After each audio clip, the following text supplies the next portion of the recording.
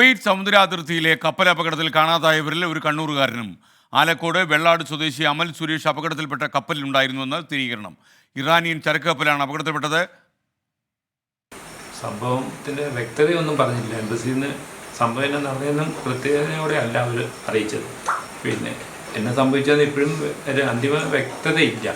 Missing ആണെന്നാണ് നമ്മളിപ്പോഴും അറിയുന്നത്. DNA റിപ്പോർട്ട് കൊടുക്കുന്നത് ആ സ്റ്റേജ് വരെ ആയിട്ടുണ്ട്.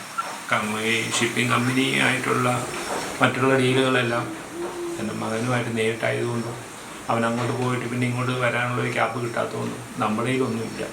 അടുത്ത 21-ാം തീയതി ഇവൻ്റെ എഗ്രിമെൻറ്റ് പീരീഡ് കഴിഞ്ഞിട്ട് ലാസ്റ്റ് വീട്ടിലെത്താൻ വേണ്ടി ഉള്ള തീരുമാനത്തിലായിരുന്നു.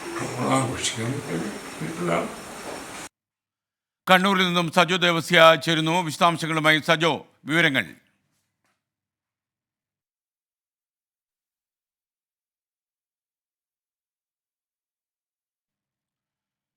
ഓക്കെ, തീർച്ചയായിട്ടും സജോ ദേവസ്യ, എന്തൊക്കെയാണ് വിവരങ്ങൾ? 8 മാസം മുൻപാണ് ആലക്കോട് വെള്ളാട് സ്വദേശി അമൽ സുരേഷ് ഇറാനിയൻ കപ്പലിൽ ജോലിക്ക് കയറിയത്.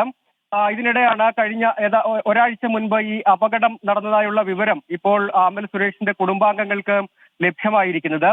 ഈ കപ്പലിലെ ജീവനക്കാരെല്ലാം ഈ അപകടത്തിൽപ്പെട്ടു എന്നതാണ് വിവരം. 2 മലയാളികൾ ഈ കപ്പലിൽ ഉണ്ടായിരുന്നു എന്നാണ് നമുക്ക് ലഭ്യമാകുന്ന വിവരം. അതിൽ ഒരാൾ തൃശൂർ സ്വദേശിയാണ്, രണ്ടാമത്തെ ആൾ കണ്ണൂർ ആലക്കോട് വെള്ളാട് സ്വദേശി അമൽ സുരേഷുമാണ്. ഇത് സംബന്ധിച്ച് ഇന്ത്യൻ എംബസി ഈ അപകടത്തിൽപ്പെട്ട കപ്പലിൽ അമൽ ഉണ്ടായിരുന്നു എന്ന് സ്ഥിരീകരിച്ചിട്ടുണ്ട്. തിരച്ചിലിനായി ഇറാന്റെ സൈനിക വിഭാഗം അടക്കമുള്ള ആളുകൾ, നേവൽ വിഭാഗം പരിശോധനയും തിരച്ചിലും നടത്തുന്നുണ്ട്.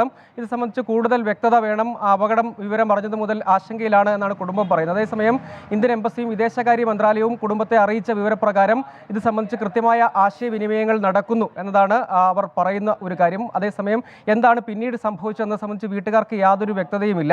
അക്കാര്യത്തിൽ ഇന്ത്യൻ എംബസിയുടെയും ഒപ്പം വിദേശകാര്യ മന്ത്രാലയത്തിൻ്റെയും കാര്യക്ഷമമായ ഇടപെടലുകൾ ഉണ്ടാകണമെന്ന് അവർ അഭ്യർത്ഥിക്കുന്നുണ്ട്, ആവശ്യപ്പെടുന്നുണ്ട്. ആ പരിശോധന നടക്കും എന്ന അറിയിപ്പ് അവർക്ക് ലഭ്യമാവുകയും ചെയ്തിട്ടുണ്ട്. അതേസമയം കുടുംബത്തെ സംബന്ധിച്ച് വലിയ ആശങ്കയുണ്ട്. ഈ കപ്പലിലുണ്ടായിരുന്ന ജീവനക്കാരിൽ 6 പേരുടെ മരണം സ്ഥിരീകരിക്കപ്പെട്ടിട്ടുണ്ട് എന്നതാണ് വിദേശകാര്യ മന്ത്രാലയം വഴി ഇപ്പോൾ ലഭ്യമായിരിക്കുന്ന ഒരു വിവരമായി ഉള്ളത്.